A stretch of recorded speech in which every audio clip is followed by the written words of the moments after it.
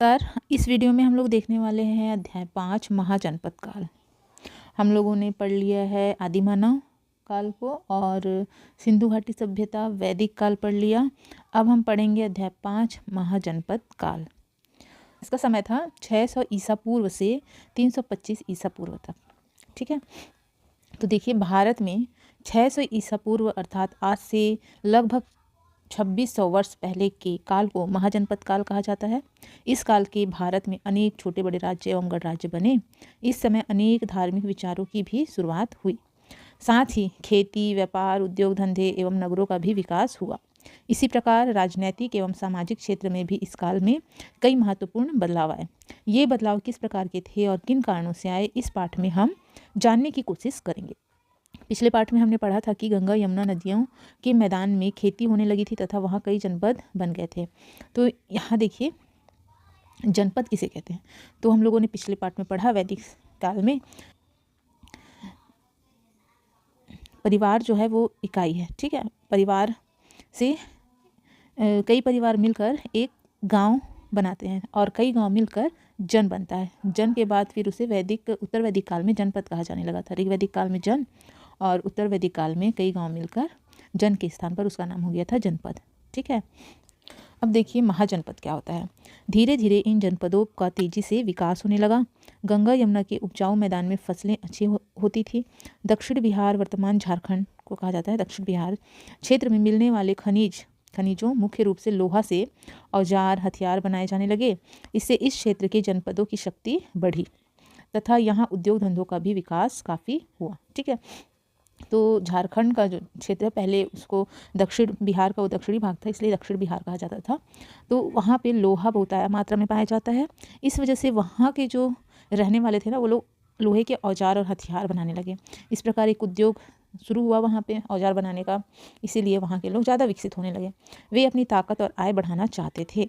परिणाम यह हुआ कि कुछ शक्तिशाली जनपदों ने दूसरे जनपदों को जीत लिया।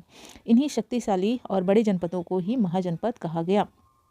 तो बड़े जो जनपद थे, उन्होंने बड़े शक्तिशाली जो जनपद थे वे दूसरे जनपद को जब जीत लेते थे तो उन्हें महाजनपद कहा जाता था। ठीक है, अपने में मिला लेते थे सबको। देखिए यहाँ पे बताया गया है जन मतलब एक वंश के लोगों का कबीला, और जनपद होता है एक जन के लोगों के बसने एवं खेती करने का इलाका। महाजनपद होता है शक्तिशाली एवं बड़े जनपद। ठीक है, इस प्रकार 600 ईसा पूर्व के भारत में अनेक जनपदों एवं महाजनपद का उदय हो चुका था। इसमें से कुछ राजतंत्र एवं अन्य गणतंत्र शासन वाले थे। उस समय की बातें बताने वाले ग्रंथों के अनुसार उन दिनों पूरे भारत में 16 महाजनपद थे। कितने महाजनपद थे? 16 महाजनपद। ये याद रखने वाली बात है, कितने महाजनपद थे? 16 महाजनपद। और महाजनपद किसे कहते थे? शक्तिशाली बड़े जनपद को शक्तिशाली या बड़े जनपद को महाजनपद कहा जाता था। ठीक है, ये सभी महाजनपद प्रभावशाली थे। इन महाजनपदों में से अंग, काशी, कौशल, मगध आदि में राजतंत्र शासन की व्यवस्था थी। इस व्यवस्था में शासन राजा द्वारा किया जाता था। इसमें राजा का पद वंशानुगत होता था, अर्थात राजा के मरने के बाद उसका बेटा राजा बनता था। ठीक है, कहाँ कहाँ? अंग, काशी, कौशल, जिसमें हमारा छत्तीसगढ़ भी आता है, मगध। ठीक है, ये 4। अभी ये देखिए 16 महाजनपद। कंबोज है, गांधार है, कुरु है, पांचाल, कौशल, मल्ल, वज्जी, अंग, मगध, काशी, वत्स, चेदी, सुसेन, अवंती, अस्मक, ये महाजनपद है। ठीक है, आगे देखिए लेकिन यहाँ पे देखिए वज्जी यानी कि वैशाली, शाक्य यानी कपिलवस्तु, मल्ल आदि महाजनपदों में गणतंत्र शासन की व्यवस्था थी। गणतंत्र शासन व्यवस्था में शासन एक ही वंश के पुरुषों की एक सभा के द्वारा किया जाता था। ठीक है, लोग चुनते थे राजा को।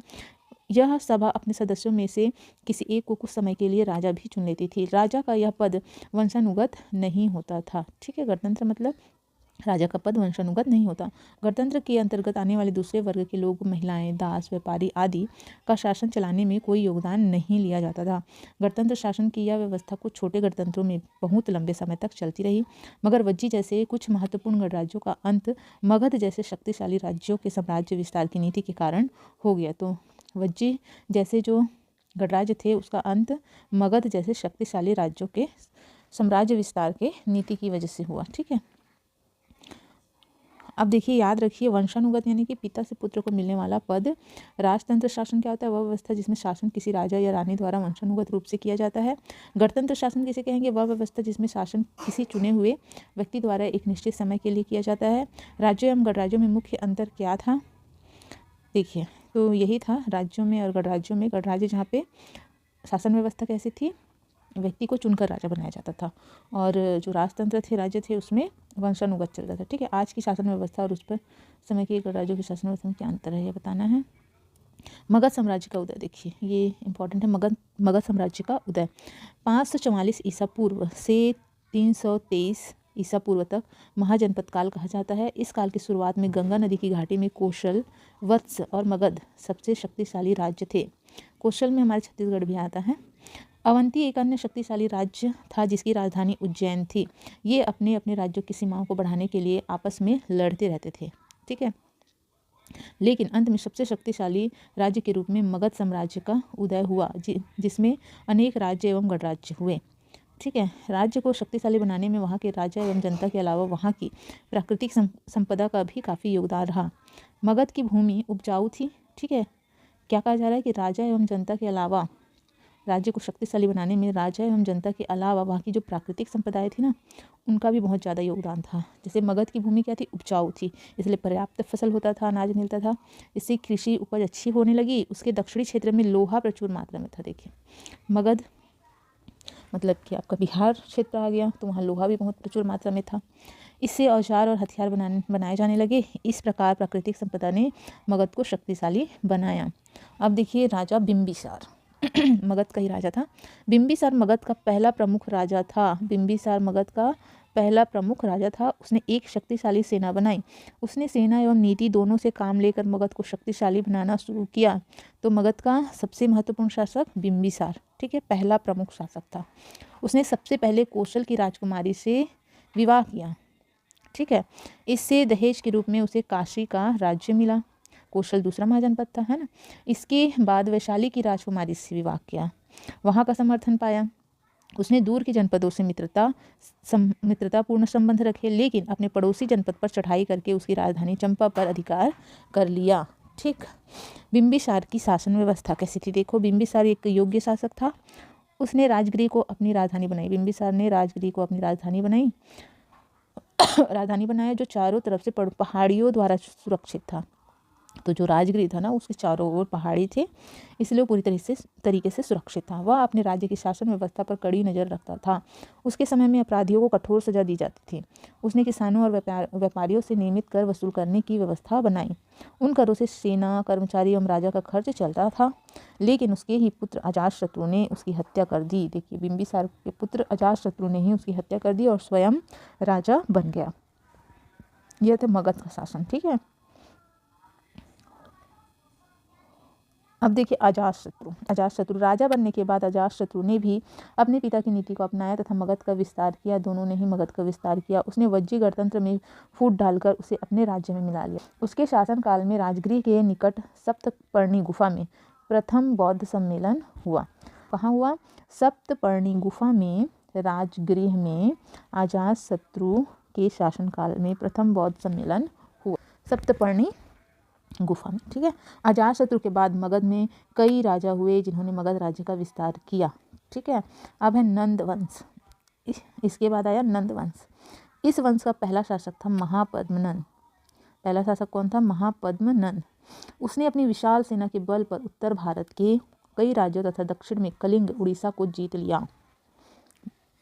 महापद्मनंद था जो शासक, उसने विशाल सेना के बल पर उत्तर भारत के कई राज्यों तथा दक्षिण में कलिंग, उड़ीसा को कलिंग कहा जाता था पहले, को जीत लिया। इस समय तक मगध राज्य विस्तृत होकर साम्राज्य का रूप ले लिया था। नंद वंश का आखिरी राजा था घनानंद। वह कर वसूलते समय अपनी प्रजा पर बहुत अत्याचार करता था, इसलिए प्रजा उससे काफ़ी दुखी थी। ठीक है, तो घनानंद क्या करता था? कर वसूलते समय अपनी प्रजा पर बहुत अत्याचार करता था, इसलिए प्रजा उससे काफ़ी दुखी थी। इसी समय चंद्रगुप्त मौर्य ने चाणक्य की सहायता से मगध पर चढ़ाई कर दी। इसी समय क्या हुआ? चंद्रगुप्त मौर्य ने चाणक्य, जो कि घनानंद का ही मंत्री था, उसकी सहायता से मगध पर चढ़ाई कर दी। युद्ध में घनानंद मारा गया। इस प्रकार मगध में मौर्य वंश की शुरुआत हुई। महाजनपदों में जनजीवन। महाजनपदों में राजा बहुत शक्तिशाली होता था। वह अपने राज्य में शासन एवं न्याय करता था। वह अपनी सहायता के लिए वह मंत्री, सेनापति एवं अन्य कर्मचारियों की नियुक्ति करता था। इस समय गांवों में एक मुखिया होता था जो राजा एवं गांव वासियों के बीच की कड़ी का काम करता था। गांवों के लोग मुख्य रूप से खेती एवं पशुपालन करते थे। जिन गांवों में उद्योग धंधे जैसे शिल्पकारी, कारीगरी, धातु कर्म, बढ़ईगिरी एवं व्यापारी अधिक हुए, वे गांव धीरे धीरे नगरों का रूप लेने लगे, क्योंकि वहाँ उद्योग अधिक हो रहे थे, उत्पादन अधिक हो रहा था, इसलिए वे नगर बनते गए। इनमें से कई प्रसिद्ध नगर हुए, जैसे उज्जैन मध्य प्रदेश में, चंपा वैशाली राजगृह बिहार में आदि। ये महानगर कहलाते थे। क्या कहलाते थे? महानगर। इन नगरों की खुदाई से पता चलता है कि यहाँ मकान लकड़ी, ईंट व पत्थरों से बनते थे। हर तरह की चीज़ें बनाने वाले कारीगर रहते थे। इन कारीगरों ने अपने अलग अलग संगठन बना लिए थे, जिसे श्रेणी कहते थे। ये लोग अपनी श्रेणियों में रहकर साथ साथ काम करते थे। महाजनपद काल में व्यापार का भी खूब विकास हुआ। व्यापार का पहले वस्तुओं के बदले वस्तुओं से ही लेन देन होता था, लेकिन इस काल में धातु, चांदी एवं तांबे के सिक्कों का चलन शुरू हुआ। ये सिक्के धातु के टुकड़ों पर ठप्पा लगाकर बनाए जाते थे। ये आहत सिक्के कहलाते हैं। सिक्कों के चलन से व्यापार काफ़ी सुगम हो गया। इस समय सभी लोगों को कर देना पड़ता था। किसानों को अपनी उपज का 6वां हिस्सा कर के रूप में देना पड़ता था। 6वां हिस्सा शिल्पकारों को अपनी बनाई वस्तु के रूप में कर देना पड़ता था। व्यापारियों को भी वस्तु एवं नगद रूप में कर देना पड़ता था। यह काल धार्मिक रूप से भी काफ़ी बदलाव का काल था। इसके बारे में हम अगले पाठ में विस्तार से पढ़ेंगे, कह रहे हैं। महाजनपद काल में मगध साम्राज्य ने पूरे उत्तरी भारत में एक साम्राज्य स्थापित कर लिया था, लेकिन इसी समय पंजाब के क्षेत्र में कई छोटे छोटे राज्य बने हुए थे। ईरान एवं यूनान के शासकों ने इन्हें हरा दिया। सिकंदर, देखिए सिकंदर के बारे में, अलेक्जेंडर द ग्रेट। सिकंदर यूनान के मकदूनिया राज्य का राजा था। वह विश्व विजय करने निकला था और मध्य एशिया के राज्यों को जीतता हुआ 326 ईस्वी पूर्व में उसने पंजाब के राज्यों पर आक्रमण किया। कुछ राज्यों को जीतने के बाद उसका सामना पंजाब के एक राजा पोरस से हुआ। सिकंदर का सामना हुआ पोरस से। कहा जाता है कि हारने के बाद जब राजा पोरस को सिकंदर के सामने लाया गया, और सिकंदर ने उससे पूछा कि आपके साथ कैसा व्यवहार किया जाए, तब पोरस ने उत्तर दिया, जैसे एक राजा दूसरे राजा के साथ व्यवहार करता है। पोरस के इस जवाब से सिकंदर बहुत प्रभावित हुआ और उसने उससे मित्रता कर ली। इसके बाद सिकंदर और आगे मगध की ओर बढ़ना चाहता था, लेकिन उसकी सेना ने आगे बढ़ने से इनकार कर दिया। इस प्रकार सिकंदर को लौटने के लिए विवश होना पड़ा। सिकंदर के बाद यूनान और भारतीय राज्यों के बीच नए संबंध स्थापित हुए। भारतीय और यूनानी समाज के बीच विचारों का आदान प्रदान शुरू हुआ तथा व्यापारिक संबंध भी स्थापित हुए। इसके अतिरिक्त भारत के उत्तर पश्चिमी क्षेत्र में यूनानी और ईरानी लोगों की बसाहट भी शुरू हुई। इन लोगों ने आगे चलकर भारत के इतिहास में महत्वपूर्ण भूमिका निभाई।